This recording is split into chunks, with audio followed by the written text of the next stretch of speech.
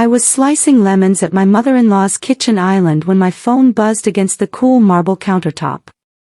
The knife paused mid-slice, juice already stinging a small paper cut on my thumb that I'd gotten opening the mail that morning. I glanced down at the screen, expecting a reminder about the dry cleaning or maybe a calendar alert. Instead, it was the family group text. The one they'd added me to 6 months ago when Cassius and I got married.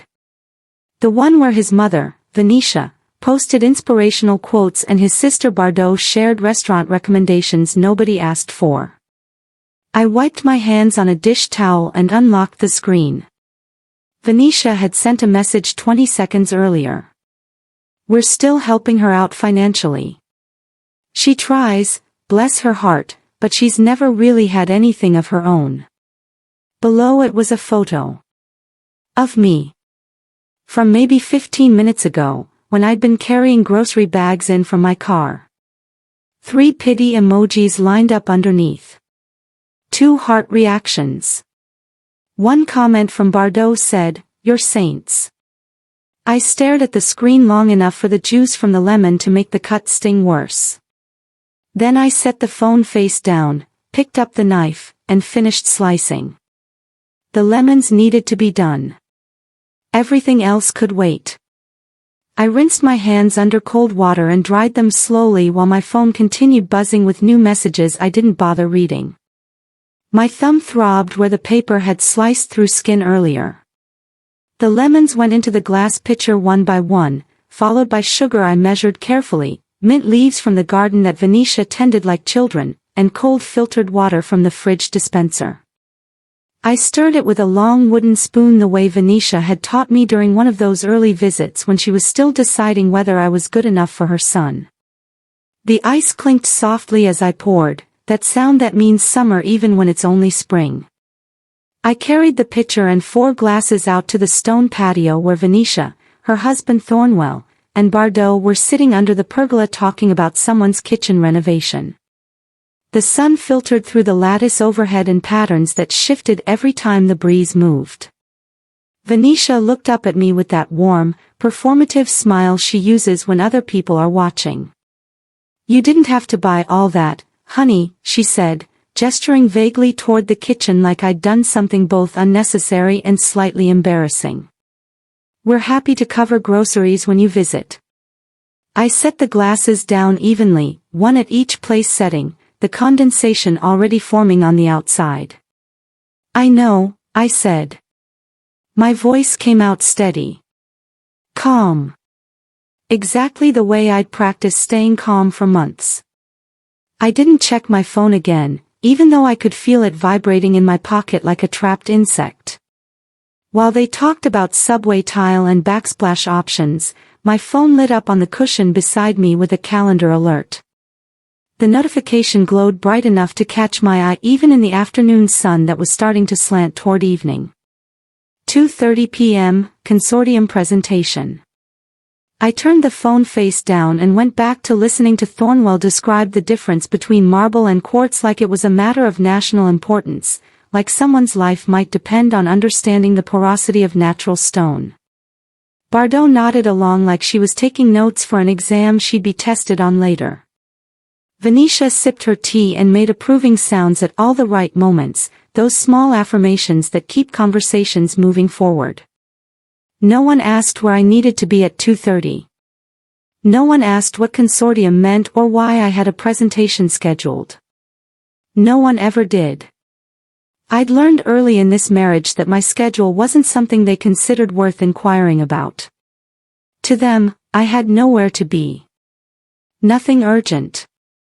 Nothing that mattered enough to interrupt their stories about tile grout and hardware finishes.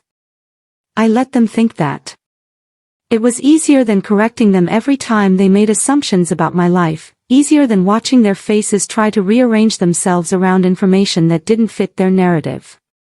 I excused myself to use the guest bathroom, the one with the seashell soap that smelled like coconut and monogrammed hand towels that no one was supposed to use. The kind of bathroom that existed more for show than function. I locked the door and opened my email, scrolling past promotional messages and meeting confirmations until I found what I was looking for. The newest message was from my attorney, a woman named Sloan who specialized in asset management and prenuptial execution. She had an office downtown with a view of the river and diplomas from schools that made people take her seriously. The subject line read, "Separation documents, recorded." I opened it with my thumb, the screen brightness turned low out of habit. Asset separation documents recorded and confirmed with the county clerk. Copies archived to your secure drive per protocol. All holdings remain individually titled as discussed. The timestamp showed it had been sent 8 months ago. 2 weeks before the wedding. Before I'd signed the marriage certificate in Venetia's garden, while everyone toasted with champagne that cost more per bottle than most people spent on groceries in a month. Before Cassius had promised to love me in sickness and in health, while having no idea what I owned or how I'd built it. I deleted the email from my inbox the way I'd deleted all the others. Then I flushed the toilet for appearances, washed my hands with the coconut soap, dried them on a towel I'd carefully refold afterwards, and went back outside to finish my iced tea. Cassius arrived just after 4, pulling into the circular driveway in his sedan with the windows down and music playing loud enough to announce his arrival. He kissed his mother on the cheek, clapped his father on the shoulder in that way men do when they're not sure how else to show affection, hugged Bardot with genuine warmth, and then turned to me with that easy grin he uses when he's had a good day at the firm. "How was lunch?" he asked, dropping into the chair beside mine, his hand finding my knee automatically. Venetia answered before I could open my mouth. "Lovely. Your wife is such a help." She said it like a compliment. Like helping was the highest compliment she could offer. Like my value could be measured in grocery bags carried and lemons sliced. Cassius smiled at me and squeezed my hand, his palm warm and dry. "She's good at that." Then he turned to his father and launched into a story about a client meeting, something about contract negotiations and billable hours and a junior associate who'd impressed the partners. At some point during the story, while I was sipping tea that had gone lukewarm, Thornwell asked him how I was keeping busy these days. The question floated over the table like it was nothing. Like my entire existence could be summarized in a casual inquiry. Cassius laughed. Not meanly. Just casually. The way you laugh at something charming in its insignificance. She's still figuring out what she wants to do. Taking her time. I watched him say it. Watched his face stay relaxed and unbothered, watched him take a sip of the tea I'd made. It was charming that I hadn't found my purpose yet. Like I was some kind of delayed bloomer, he was patiently waiting for me while supporting me financially. I sipped my tea and didn't correct him. What was the point? They'd already decided who I was. In the car on the way home, I scrolled through the messages I'd ignored earlier while Cassius drove and hummed along to something on the radio. The family group text had blown up after Venetia's original post. "Bardot, she's lucky to have you guys. Not everyone gets that kind of support. Thornwell, happy to help where we can." Another cousin I'd met once at a wedding, "Family takes care of family, red heart, Venetia again. We just want her to feel secure while she finds her footing." I took screenshots methodically. Not out of anger. Just documentation. Just evidence. I had a folder on my phone labeled Archived Messages, with dozens of similar exchanges going back months. Venetia is offering me budget templates she'd found in a women's magazine. Bardot forwarded job postings for entry-level administrative work at companies her friends ran. Cassius's aunt is sending articles about financial literacy for young women with titles like Money Management Made Simple. All saved. All dated with timestamps that would hold up in any conversation about what was said, when and by whom. All sitting in a cloud backup that would outlast any argument about perception versus reality.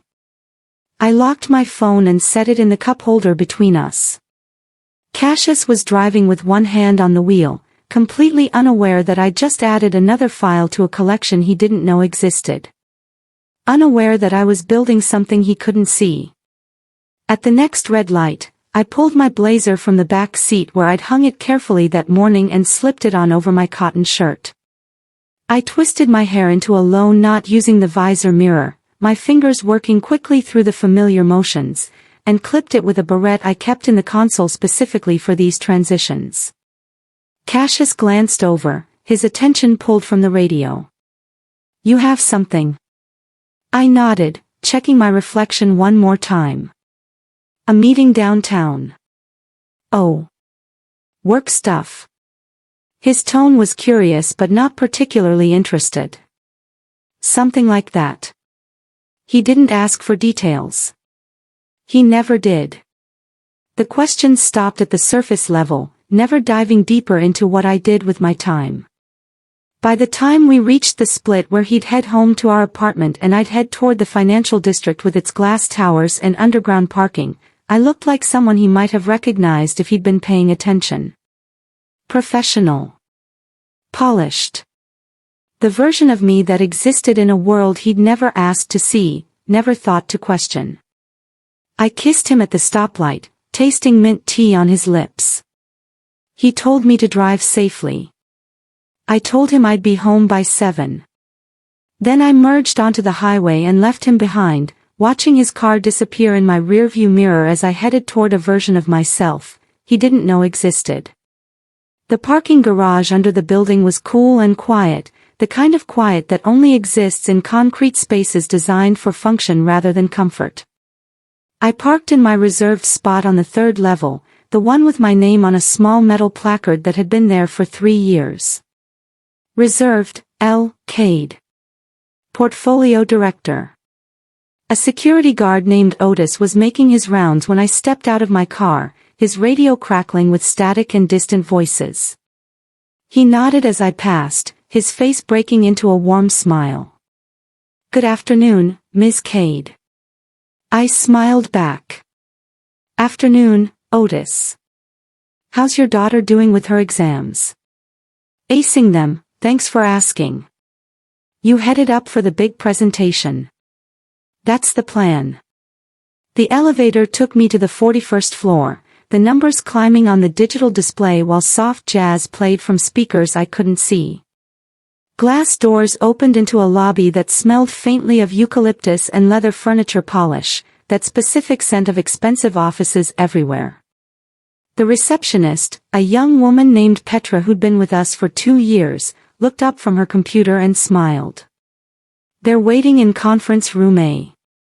I put your materials on the table." I thanked her and walked down the hall, my heels clicking against the polished floor in a rhythm I'd walked 1,000 times before. Through the glass walls, I could see the 12 people already seated around the conference table. Investors. Analysts. The acquisitions team I'd built over the past 5 years. All of them were here because I'd called the meeting, because I'd sent the agenda, because I was the one they answered to. I pushed open the door, and every head turned toward me. "Good afternoon," I said, setting my portfolio on the table at the head of the table. "Let's talk about the Morrison Street acquisition and what it means for our Q3 projections." I stood at the head of the table and walked them through the presentation I'd prepared the night before while Cassius watched television in the other room, laughing at a comedy special I could hear through the walls. Performance metrics for a $980 million multifamily residential portfolio. Occupancy rates across 14 properties in 6 states, each one carefully selected for growth potential and community impact. Refinancing strategies for the next fiscal quarter that would save us millions in interest. Development projections for 2 new builds breaking ground in spring, one in Philadelphia and one in Portland. I clicked through slides showing cash flow models with color-coded graphs, market comparisons against our competitors, and tenant retention data that proved our management approach was working. I explained why we were moving forward with the Philadelphia acquisition despite the higher entry cost, why the Portland development made sense even in a market some considered oversaturated. No one interrupted. They took notes on tablets and legal pads. They asked clarifying questions about interest rates and zoning variances, about construction timelines and tenant demographics. They nodded when I explained the long-term vision, the 5-year plan that would take us past the billion-dollar mark. When I finished, the senior analyst from the investment group, a man named Frederick who'd been in real estate longer than I'd been alive, leaned back in his chair and smiled. "Solid work, as always, Leora. This portfolio is performing beyond projections." I closed my laptop and gathered my notes. "I'll send the full report by end of day. We'll reconvene next week to discuss the Seattle opportunity." They filed out discussing details, their voices fading as they headed back to their offices. I stood at the window for a moment, looking out at the city spread below, at people moving through their lives completely unaware of the money and decisions that shaped the buildings they lived in. After the meeting, Jonah from the legal team caught me in the hallway near the elevators. He was young, maybe 30, with the kind of sharp focus that made him good at finding problems before they became lawsuits. His tie was already loosened even though it was barely past 3. "Your family coming to the gala next month?" he asked, adjusting his glasses in that nervous habit he had. I paused, my hand on the elevator button. "The annual benefactor gala. The one where we recognized major donors and introduced new portfolio acquisitions to the investor community. The one where my name would be on the program as keynote speaker and primary fund director. The one I'd been planning for months." "They will," I said, trying to keep my voice neutral. His smile widened. "Good. They should see this. See what you've built. I know they must be proud, but seeing it presented like that, with all the numbers and the scope, it hits different." I didn't tell him they had no idea what this was. That they thought I spent my days wandering through farmers markets and taking yoga classes I never attended. That was the last time Venetia asked what I did all day. I'd smiled and said, "A little bit of everything," and she nodded like that was a perfectly reasonable answer for an adult woman with no visible occupation. I just smiled back at Jonah and told him I'd make sure they had good seats. Front and center. Where they couldn't possibly miss anything. That evening, I got home before Cassius and changed back into the cotton shirt and jeans I'd been wearing at his parents' house earlier. I started dinner the way I did most evenings, moving through the familiar motions of chopping vegetables and boiling water. Nothing fancy. Pasta with marinara sauce from a jar I doctored with fresh basil and garlic, and a salad with the overpriced greens from the market Venetia liked. When Cassius walked in at 6:30, his jacket over his arm and his tie already loosened, I was setting the table like I'd been home all afternoon, like I'd spent the past few hours doing exactly nothing important.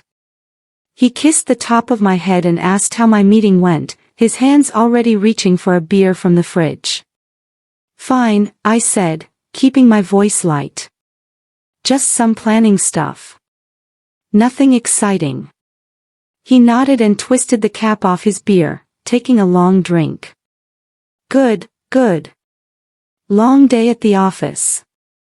Jenkins is being impossible about the Henderson contract." We ate on the couch with the television playing some crime procedural he liked, our plates balanced on our laps in comfortable silence.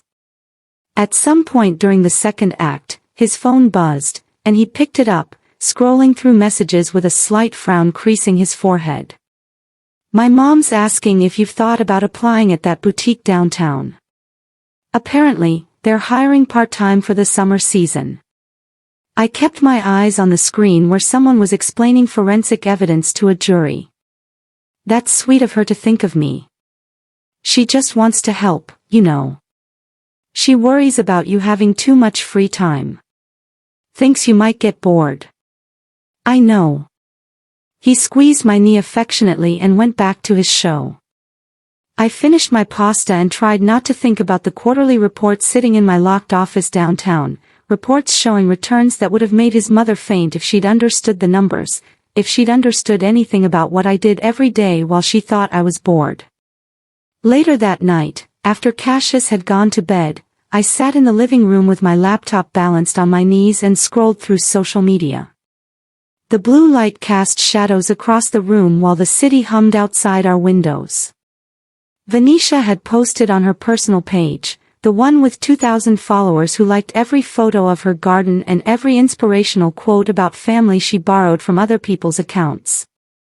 The post was from earlier that evening, probably right after dinner. "Young couples are such hard work," it read. "We do what we can to support them as they find their way. Proud of the love we give freely." She tagged me. My name appeared in blue text beneath a photo of her and Thornwell at some charity event from last spring, both of them dressed in formal wear and smiling for a camera held by someone whose name they probably didn't remember. The comments were already rolling in, that predictable cascade of validation from her friends and acquaintances. "You're amazing, Venetia. What a blessing to have parents like you. She's so lucky to have your support and guidance. Not everyone would be so generous." I took a screenshot and added it to the folder, watching the image save with a timestamp that would last longer than anyone's memory of what was said tonight. Then I opened a new message to my attorney and attached the image with a single line, "Continuing documentation per your advice." She replied within 5 minutes, even though it was past 11. Received. Keep logging. Do not engage publicly. Let the record build itself. I closed the laptop and went to bed beside my husband, who had no idea that I was building a file that would outlast any story his family wanted to talk about me, any narrative they wanted to construct about who I was and what I deserved. 2 days later, I sat across from Sloane in her office on the 32nd floor of a building 3 blocks from mine. Her windows faced west, catching the afternoon sun that made us both squint until she adjusted the blinds. She had my phone in her hand, scrolling through the screenshots I'd accumulated over the past 8 months. The group texts. The social media posts. The voicemails from Bardot offering to connect me with her friend who ran a nonprofit and might have an opening for someone with your skill set, whatever she thought my skill set was. Sloane's face stayed neutral as she read, that professional mask that lawyers wear when they're seeing something that would make normal people react with shock or anger. When she finished, she set the phone down carefully on her desk and folded her hands in that way that meant she was about to say something important. "You're doing exactly what I'd advise," she said, her voice measured and calm. "Keep documenting. Do not correct them publicly. Let them believe what they want to believe. The more they commit to this narrative, the stronger your position becomes." "How long?" I asked, the question I'd been holding since I sat down. She looked at me carefully, her eyes sharp behind her glasses. "How long until what?" "Until it matters. Until any of this actually matters." She smiled. It wasn't a warm smile. It was the smile of someone who'd seen this play out before, who knew exactly how it would end. "Until you decide it matters. Right now, you're protected. The prenup is airtight. Your assets are separated and documented. They can say whatever they want about you. It doesn't change the reality of what you own, what you've built. None of their words has any legal weight." I nodded slowly. "And if I wanted them to see the reality? If I wanted them to understand what they've been saying about me? Then you stop hiding it." She leaned back in her chair, sunlight catching on her silver bracelet. "But on your terms. Not theirs. Not when they demand explanations, but when you're ready to give them. Documentation isn't just protection. It's power. And right now, you hold all of it." The following weekend, Cassius and I had dinner with his law school friends at a steakhouse downtown. Expensive.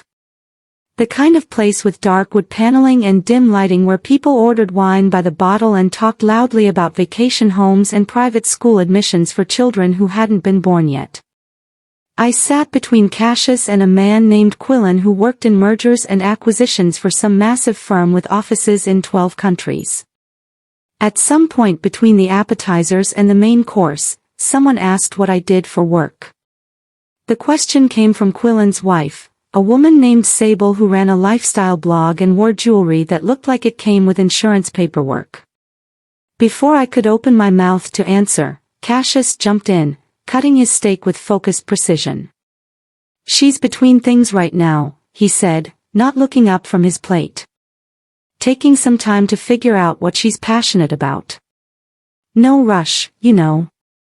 Around the table, people nodded like that was perfectly normal. Like it was respectable even. Like women in their early 30s just floated from one interest to another until something finally stuck, like dandelion seeds drifting on the wind. Quillen's wife leaned over and touched my arm with her manicured hand. "That's so smart," she said, her voice full of what she probably thought was encouragement. "There's no rush at all. Enjoy this time while you have it. Once you start working, you'll never get it back." I smiled and thanked her and took a sip of wine that tasted like it cost more than my car payment. Later, I excused myself to take a phone call that didn't exist, standing in the hallway near the restrooms where the music was quieter and the conversations from nearby tables carried through walls that were thinner than they looked. That's when I heard them laughing. Not cruel laughter. Just the easy amusement of people who thought they were among friends who understood. "She's lucky Cass doesn't mind supporting her," someone said. I couldn't see who. Not every guy would be that patient. More laughter. Then Cassius's voice, joining in without hesitation. "She's figuring it out. These things take time." I stood there long enough to hear the conversation shift to something else, some case one of them was working on. Then I walked back to the table smiling and asked if anyone wanted to see the dessert menu. I ordered the chocolate cake and ate every bite while they talked about their careers like they were the only people in the world doing anything that mattered. The gala invitations went out 3 weeks before the event, sent through the consortium's event coordinator but approved personally by me. I mailed them from the office, heavy cardstock printed with gold lettering and embossed logos from the investment consortium. Each envelope was addressed by hand in calligraphy I'd paid someone $2,000 to do properly because details mattered, because first impressions were often last impressions. Venetia and Thornwell's invitation went to their home address with a note inside written in my own handwriting, "VIP benefactor table, guest of honor. Looking forward to having you there." I'd included their names on the list of recognized donors even though they'd never contributed a dollar to the portfolio. But they didn't need to know that. They just needed to show up. I didn't tell Cassius I'd arranged the whole thing. I just mentioned casually one night while we were watching television that his parents had been invited to a fundraiser I was helping organize and they'd sent back their RSVP. He'd looked pleased, pausing whatever show he was watching. "That's great. My mom loves that kind of thing. She'll probably want to buy a new dress." I'd smiled and agreed and let him think I was just volunteering my time to help with seating charts and name tags. What I didn't mention was that the program was already at the printer with my name listed as keynote speaker and portfolio director. Or that the seating chart had his entire family at a table 6 rows back from the stage, close enough to see everything clearly but far enough back that they'd be sitting with strangers who'd ask questions. Or that the screen behind me would display figures they couldn't ignore no matter how hard they tried to look away or pretend they'd known all along. In the days leading up to the gala, I heard Venetia on the phone through the kitchen window. I was outside pulling weeds from the garden bed the way she taught me months ago, my hands deep in soil that smelled like rain and decomposing leaves, while she stood at the sink washing lettuce, completely unaware I could hear every word through the open window.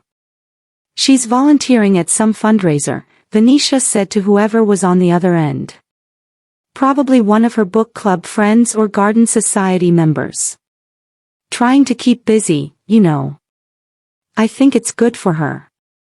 Keeps her occupied. It's sweet really. She's making such an effort to contribute." A pause while the other person responded. I pulled another weed and added it to the bucket beside me. Then Venetia laughed, that light tinkling sound she made when she thought something was charming in a slightly pathetic way. "I know. I keep telling her she doesn't have to try so hard. We love her just as she is. But you know young women these days. They think they need to be doing something important all the time. Can't just enjoy life." I pulled another weed and another, my hands working automatically while I listened. Sweet. Trying to keep busy. Trying. The phrases stacked up in my mind like building blocks, each one another piece of the narrative they'd constructed about me. Later that afternoon, when I was alone in my car, I pulled out my phone and typed them into a notes app with the date and time stamp. April 18th, 2:45 p.m., overheard Venetia describing my gala involvement as volunteering to keep busy and making an effort. She believes I'm doing this because I can't just enjoy life. Not because I was angry. Not because I wanted to use it against her someday. Just because I was thorough. Because documentation was power, and power was something I'd learned to collect quietly, the way some people collected stamps or coins or memories. The day before the gala, I reviewed the program proof one final time in my office while the city stretched out below me in afternoon sunlight. The designer had done exactly what I asked, exactly what I'd paid them to do. Clean layout. Professional fonts that spoke of money without shouting about it. My name is listed under the keynote section in bold print that couldn't be missed or misread. Keynote benefactor and portfolio director, Leora Cade. Below it, in slightly smaller text that was still impossible to ignore, assets under management, $980 million. I stared at the number for a long moment, my finger tracing the zeros on the glossy paper. $980 million. Properties spanning 6 states, from Washington to Florida, from Oregon to Pennsylvania. Thousands of residential units housing families, students, young professionals, and retirees. Development projects that would break ground in the spring and generate revenue for the next decade, maybe longer if we managed them correctly. All of it built over 7 years, starting with an inheritance from my grandfather that I'd never told anyone about because no one had ever asked where my money came from. They'd just assumed I didn't have any. Assumed I was supported by Cassius, by his family, by their generosity and patience. I'd let them assume. I'd let them build their story about me, brick by brick, assumption by assumption, until it was so solid they believed it was real. I approved the proof and sent it to print with a note to expedite delivery. 500 copies for the guests. 1 copy for me to keep afterwards in a frame on my office wall as a reminder of the moment everything changed, the moment their story collided with reality so hard it shattered. The night of the gala, Cassius and I got ready in separate rooms like we always did before formal events. He wore a tuxedo he'd rented for the occasion, spending 20 minutes in front of the bedroom mirror adjusting his bow tie until it sat perfectly straight, until he looked like something from a magazine advertisement for watches or cologne. I wore a floor-length gown I'd bought specifically for this event. Navy blue. Simple. The kind of expensive that didn't announce itself with logos or obvious designer details. The kind of expensive that people who knew about these things would recognize immediately. When I came downstairs, he whistled low under his breath. "You look incredible. That dress is perfect." I smiled and thanked him and felt nothing except a sense of readiness, of being prepared for something that had been building for months. We drove to the hotels separately because I needed to arrive early for sound checks and final walkthroughs with the event coordinator. He thought I was just helping set up like some kind of volunteer, arranging flowers or checking place cards. I didn't correct him. When I arrived at the Grand Meridian Hotel downtown, a staff member met me at the entrance with a badge that read, "Keynote Speaker, VIP Access," in bold letters. She clipped it to my dress carefully, avoiding the fabric, and walked me backstage where the event coordinator was waiting with a microphone check and a bottle of water I didn't drink. Through a gap in the curtain, I could see guests arriving in their formal wear, jewelry catching the light, conversations flowing like wine. Venetia and Thornwell were near the entrance, overdressed in that way people get when they're trying too hard to look important, greeting people they recognized from other charity events and country club dinners. Bardot stood beside them in a dress that probably cost more than most people's monthly rent, her phone already out and documenting everything for social media. They looked happy. Excited. Like they were doing me a favor by showing up, like their presence was the gift I'd been hoping for. I watched them through the curtain and felt nothing except a cool sense of purpose, of being exactly where I needed to be. The lights dimmed at 7:30 exactly. The MC, a local news anchor who did these events for the visibility, walked onto the stage to scattered applause and welcomed everyone to the annual benefactor gala. He made jokes about the open bar that got polite laughter and thanked the sponsors by name, reading from a list someone had prepared for him. Then his tone shifted, becoming more serious, more formal. Tonight, we're honored to recognize the individual whose vision and leadership have shaped our portfolio into one of the most successful residential investment funds in the region. A pause while people set down their wine glasses and turned their attention to the stage. The room went quiet in that way that means people are listening, not just being polite. Our largest donor this year. The director behind nearly $1 billion in housing assets across 6 states. A leader in sustainable community development and affordable housing integration. Please welcome Leora Cade. My name echoed through the ballroom speakers, bouncing off walls and chandeliers and the faces of 400 people I mostly didn't know. I stepped into the light from backstage, my heels clicking against the polished floor in a rhythm only I could hear. The applause started slow and built as I walked to the podium, gaining momentum like a wave that had started somewhere far away and was finally reaching shore. I didn't look at Cassius. I didn't look at his family. Not yet. I looked at the audience, at investors, and community leaders and journalists who'd been invited specifically to cover this event, and I smiled. "Good evening," I said, my voice amplified and clear. "Thank you all for being here tonight." Behind me, the screen flickered to life with a soft electronic hum. The consortium's logo filled the display, professional and clean. Bold letters appeared beneath it, white against a navy background that matched my dress. $980 million assets under management. The number glowed against the dark screen, impossible to miss, impossible to misunderstand. I didn't turn around to see it. I didn't need to. I'd seen the mock-up a dozen times during rehearsal, had approved every font choice and color scheme. Instead, I launched into the presentation I'd practiced in my office for the past 2 weeks, the one I could probably deliver in my sleep at this point. I talked about occupancy rates that exceeded industry standards by 15%. About market positioning that had us outperforming competitors quarter after quarter. About tenant retention strategies that treated residents as community members rather than revenue streams. About our commitment to including affordable housing units in every development, to ensuring we weren't just building wealth but building communities where people could afford to live. I showed slides with graphs and numbers and projections that painted a picture of careful stewardship and sustainable growth. The audience listened. People took notes on phones and tablets. Investors nodded at the projections I shared, at the conservative estimates that still showed impressive returns. A journalist in the front row was recording everything on her phone.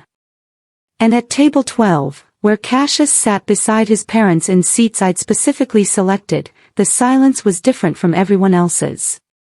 It wasn't the attentive silence of people engaged with information. It was the stunned silence of people whose entire understanding of reality had just been turned inside out. I could feel it even without looking directly at them.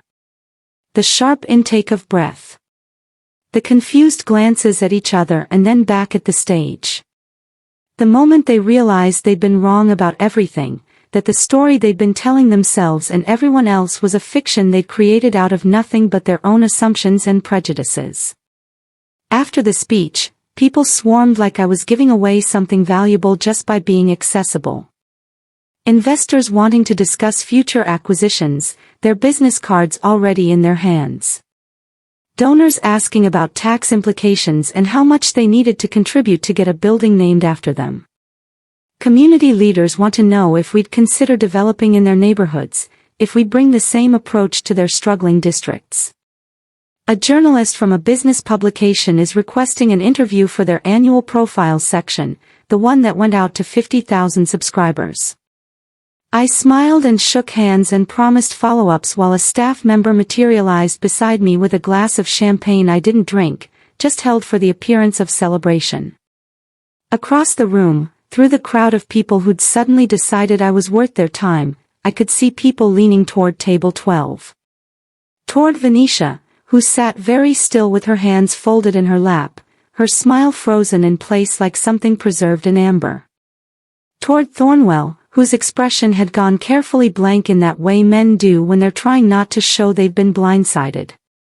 Toward Bardot, who was scrolling through her phone frantically, probably Googling my name and finding articles she'd somehow never seen before, press releases she'd never bothered to read. Someone from the table beside theirs leaned across the gap between tables and said something to Venetia. I couldn't hear the words over the noise of the crowd around me, but I saw her smile widen, saw her nod and say something back. That tight, practiced smile she uses when she's been caught off guard but refuses to show weakness, refuses to admit she might have been wrong about something fundamental. The smile that doesn't reach her eyes and never has. I turned back to the investor in front of me and continued the conversation about interest rate projections like nothing else in the room mattered, like my world hadn't just shifted on its axis in exactly the way I'd planned for months. Mid-presentation, before I'd gotten to the part about future developments, I'd made the calculated mistake of glancing toward table 12. Just once. Just for a second. Just long enough to meet Cassius's eyes across the crowded ballroom filled with 400 people who were all watching me. He was staring at me as if he'd never seen me before, like I was a stranger who'd somehow stolen his wife's face and voice and was wearing them like a costume. His mouth was slightly open in that unconscious way people's mouths fall open when their brains are trying to process information that doesn't fit any existing category. His champagne glass sat untouched in front of him, probably getting warm. I watched him trying to reconcile what he was seeing with what he'd believed for the past 3 years. The woman who sliced lemons in his mother's kitchen and made iced tea without being asked. The woman who had nothing of her own, who was figuring out what she wanted to do, who was taking her time finding herself or whatever euphemism he'd used to describe my supposed lack of purpose. The woman who needed his family's support and guidance and patience. He couldn't make the pieces fit together. I could see the confusion written across his face as clearly as if he'd spoken it out loud, as clearly as if he'd stood up and shouted his bewilderment for everyone to hear. The cognitive dissonance was almost beautiful in its completeness. I turned back to the microphone and finished my sentence about development timelines and zoning approvals, my voice steady and professional. When I glanced back a few minutes later, he was still staring, still trying to solve an equation that had too many variables he'd never known existed.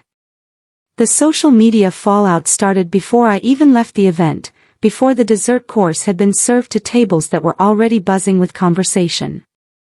By the time I'd changed out of my gown and into the jeans I'd brought for the drive home, Bardot had deleted 3 posts from her Instagram feed. The ones about family helping family through hard times.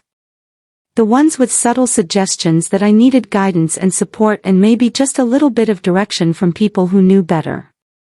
The ones where she'd tagged me in inspirational quotes about finding your purpose and believing in yourself even when you feel lost. By morning, before I'd finished my first cup of coffee, the messages started rolling in like a wave that couldn't be stopped.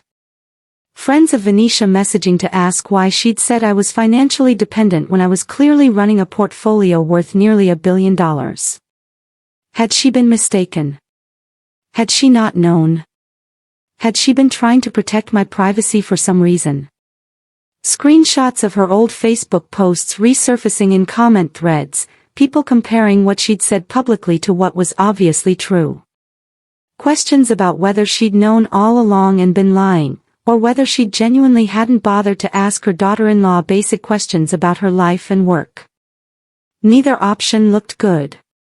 She stopped posting entirely. Her last public message was a generic photo of a sunset with a caption about gratitude that didn't mention me or the gala or anything specific enough to be meaningful.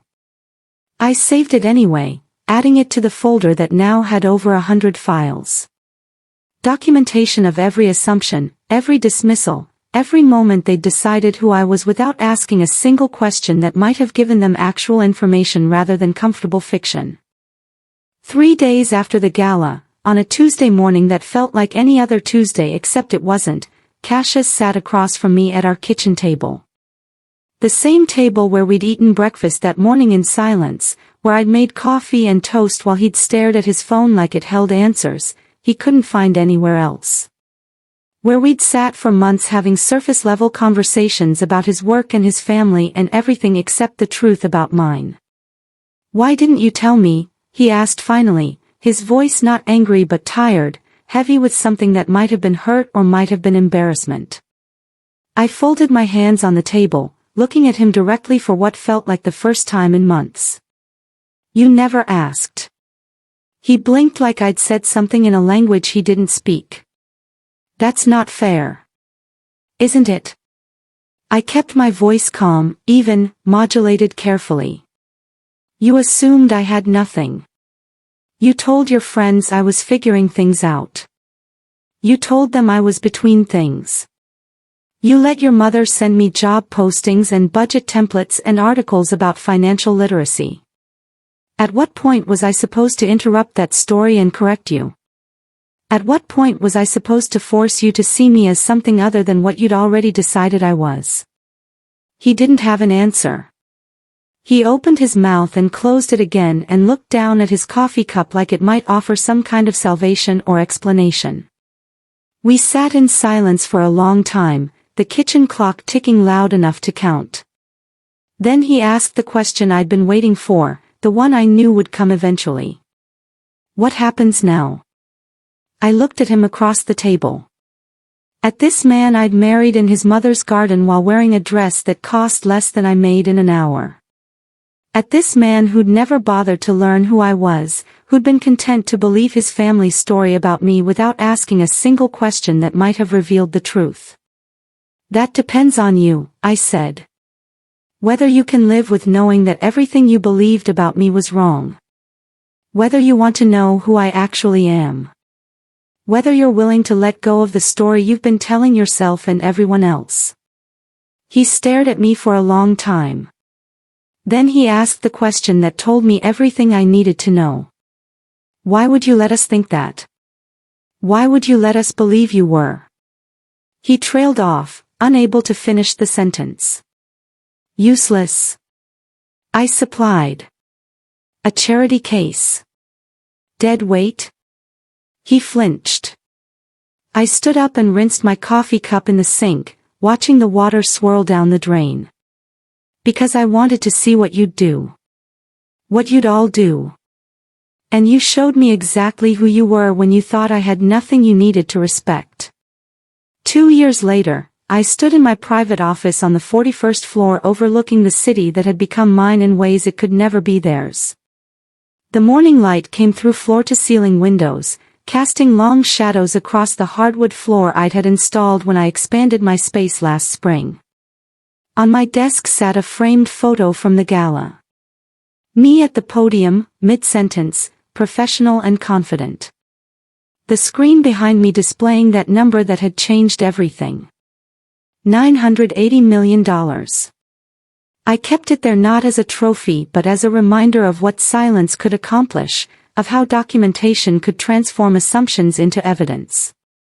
Of the day I stopped letting people write my story for me without my permission. I opened my phone and scrolled back through the archived messages folder one final time before I archived the entire thing.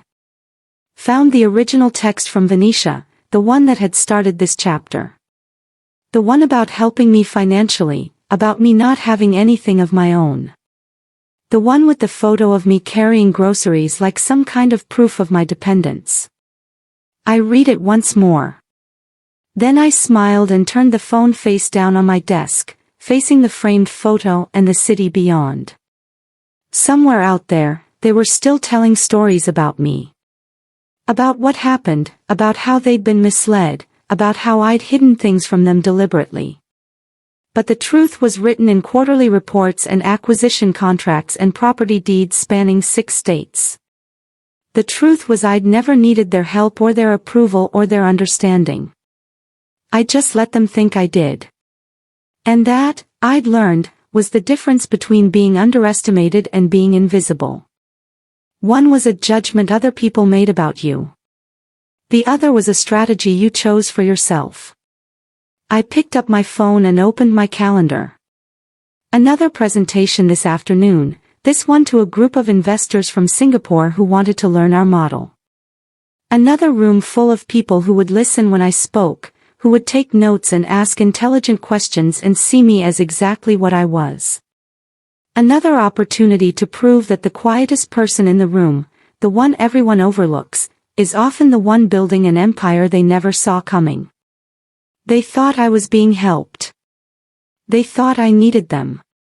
They thought they were saints for tolerating my presence at their table. But I was just letting them talk, letting them build their comfortable fiction, while I built something real.